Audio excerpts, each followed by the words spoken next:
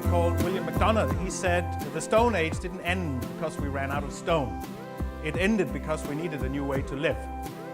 My name is Carsten Sorensen. I teach Information Systems and Innovation here at the LSE. Every era of our history as humans, one that's shaped by material. So whether it's stone, iron, bronze, or indeed the one material that has shaped our age, plastic. It allowed us to, in industrial ways, to produce lots of stuff very cheaply that could be molded into very strong shapes that fitted the purposes they were meant to serve. The argument we have at the LSE is that the cusp between the 20th and the 21st century marks a new era. It's the age of the digital material. The digital fills a greater and greater part of our everyday life, and it is therefore essential for us to understand both its challenges and its great opportunities. And the problem we have with digital material is we don't really understand it yet. It has single-handedly toppled empires. So if you go to the high street of London today, you will not find a single store that sells DVDs or records. Well, it's not quite true, there is a single one left. But all the others have been toppled by the internet, by digital distribution. At the same time, the Googles and the Apples and the eBays and the Amazons of the world have been greatly shaped by this material. They have used it to its fullest potential. So what do we do with this material? How do we understand it? And more importantly, so why is it so important right now?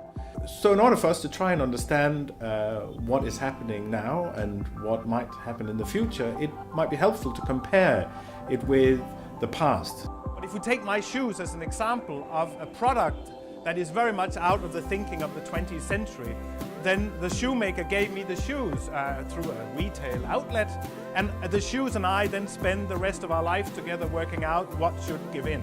And of course, mostly the shoes give in, otherwise I return the shoes.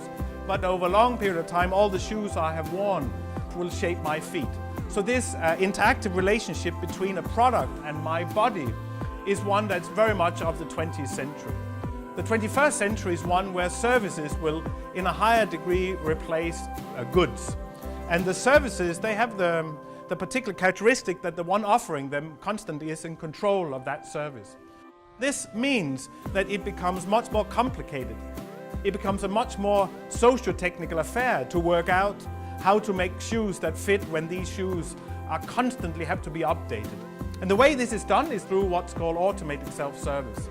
When you have a smartphone, it allows you in an automated way for you to self-service how that phone is adapting to your life and how you adapt your life to the phone. And of course, it is a two-way street. Nowadays, the technologies we use are not exclusively social, but they are deeply social. Tracking every single part in a manufacturing process is one of the ways of making it more effective.